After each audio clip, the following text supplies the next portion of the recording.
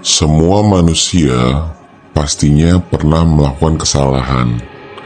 Bullshit kalau ada yang bilang tidak ada manusia bahwa dirinya tidak pernah melakukan kesalahan.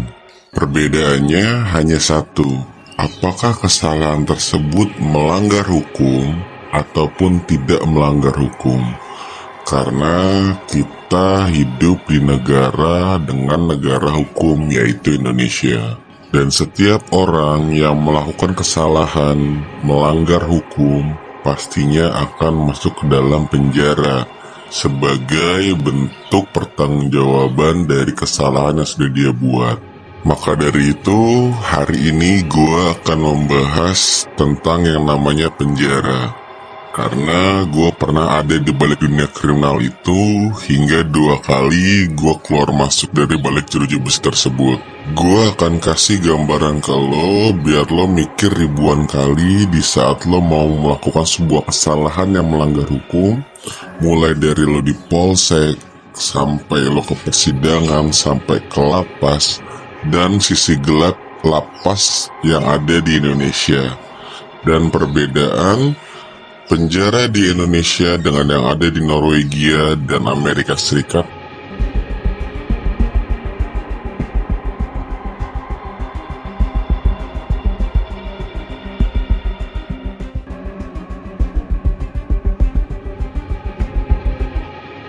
Penjara di Indonesia itu keras sob. Bukan keras karena disiksa, tapi keras karena sistemnya yang bobrok. Overkapasitas gila-gilaan. Satu kamar yang idealnya buat 10 orang bisa diisi sampai 30 orang bahkan lebih. Dulu gua pun tidur harus ngatur posisi antara kaki sama badan biar gak tabrakan sama orang lain. Dan itu yang terjadi saat pertama kali lo melakukan kesalahan, yaitu di polsek, polres ataupun polda, sebelum lo masuk ke tahapan selanjutnya. Suasana yang panas, pengap, mandi pun lo harus rebutan, air juga kadang-kadang kotor. Kalau lo mau dapat perlakuan enak, perlakuan istimewa, ya otomatis lo harus bayar. Sistem senioritas di dalam penjara, pungli di dalam penjara, mental lo bisa hancur kalau lo gak kuat-kuat banget. Dan penjara itu, jangan harap itu adalah rehabilitasi beneran. Kegiatan di penjara cuma formalitas. Banyak napi yang akhirnya malah makin keras setelah keluar dari penjara. Oke, setelah berkas-berkas lo itu udah BAP ataupun P21 sebutannya, lo akan dioper ke rutan sembari menunggu proses persidangan. Dan di rutan sana lo akan bertemu dengan masyarakat warga binaan yang lebih banyak lagi, karena itu dari polsek, polres, polda yang ada di sekitarnya. Dan lo akan berkumpul dengan kasus kriminal-kriminal yang lebih banyak, dari pencurian, perampokan, pembunuhan, narkoba, koruptor, teroris, dan semua jenis tindakan kriminal ada di sana. Sampai gue pernah ketemu kriminal yang receh, cuman nyolong kayu bakar aja, gue pernah ketemu di sana. Dan buat gambaran lo aja, yang namanya rutan, rumah tahanan ataupun lapas lembaga pemasyarakatan, sebenarnya itu lebih manusiawi dibandingkan sel tahanan yang ada di polsek, polres, polda ataupun lainnya. Karena kalau di polsek, di polres, di polda, ya lo bener-bener kayak orang hutan. Kayak bukan manusia, lo dikurung, tidak ngelihat matahari, tidak ngelihat malam, dan lo berkumpul di situ sama orang yang itu-itu aja. Tapi kalau di rutan ataupun di lapas, yang tadi gue bilang, itu seperti rumah susun, karena lo bisa ketemu sama warga binaan yang lain, lo bisa main dari satu blok ke blok yang lain, dan lo bisa ngelihat matahari. Secara gambaran, bentuk kamarnya ya sama seperti kamar yang ada di kosan 3x4 yang diisi 10 orang sampai 15 orang. Tapi ya balik lagi, sudah rahasia umum sih, semua itu berbanding 360 derajat di saat lo punya apa? Lo punya duit. Di saat lo punya duit, lo bisa punya sel khusus, fasilitas lebih manusiawi, lo bisa bawa alat kesehatan, kasur yang empuk, bahkan AC, sering diperlakukan lebih lembut karena relasi dan juga kekuasaan dan terutama uang. Bahkan kadang lo bisa dapat izin keluar dari rutan ataupun lapas dengan alasan berobat ataupun izin keluarga. Tapi balik lagi, itu semua tidak berlaku buat narapidana umum. Balik lagi, kalau lo punya duit, lo punya kuasa. Karena depan mata kepala gua, dulu gue lihat sendiri narapidana narkoba yang udah sekarat sekalipun masih susah buat minta perawatan. Tapi napi koruptor ataupun napi yang punya uang bisa jalan-jalan keluar lapas, diem-diem, dan itu semua berbanding 369 derajat lebih dibandingkan tahanan koruptor. Kalau di Norwegia, gue nemu referensi soal penjara yang namanya penjara Halden. Disebut-sebut penjara paling manusiawi di dunia.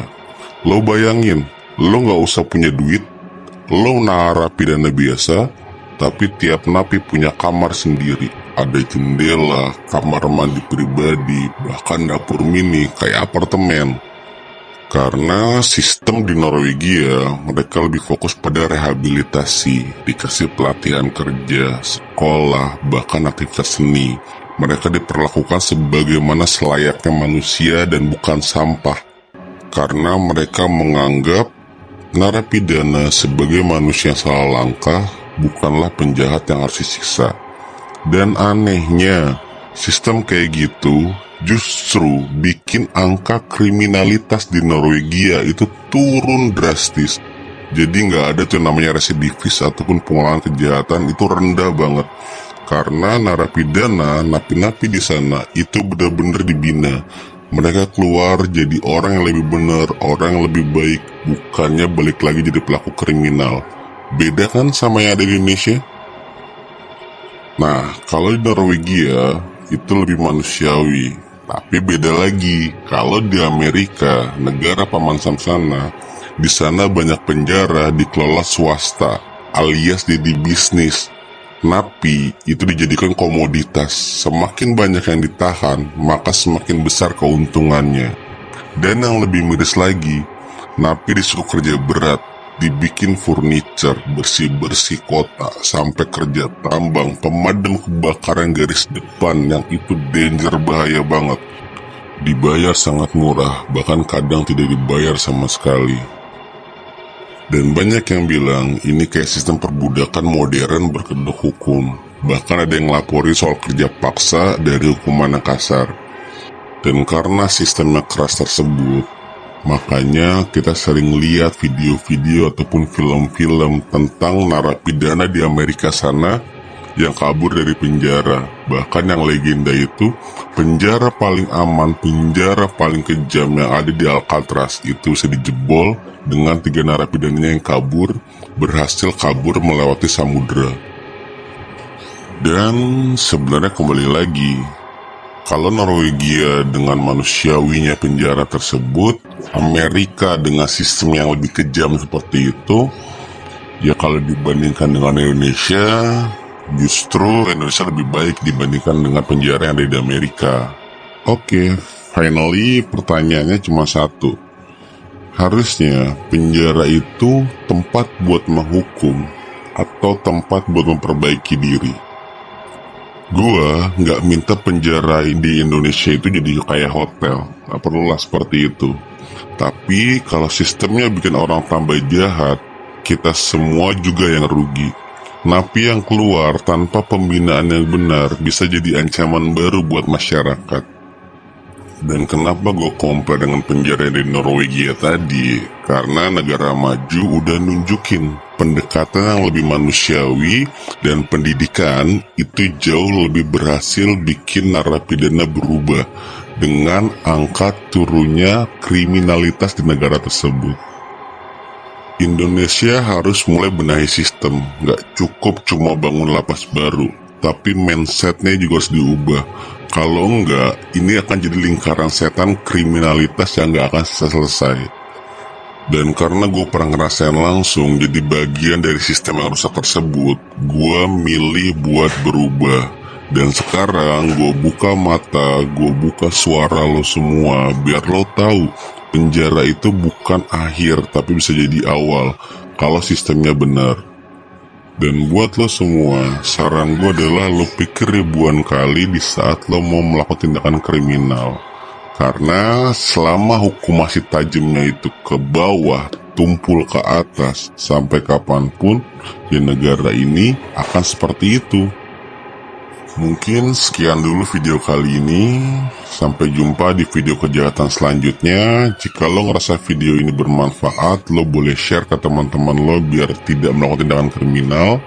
Dan sampai ketemu di video kejahatan lainnya akan gue bahas. Nama gue Baron.